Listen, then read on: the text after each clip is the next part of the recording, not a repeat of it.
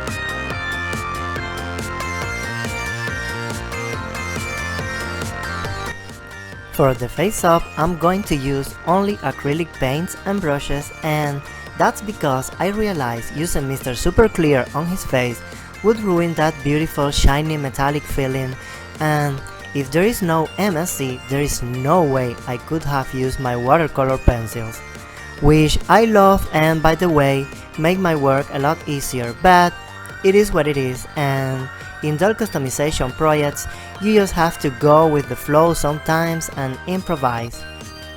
It's a good thing that I always want his face up to look more like the classic movie character, kinda very simple, and I think that is perfect to make all that metallic shine the protagonist of this doll.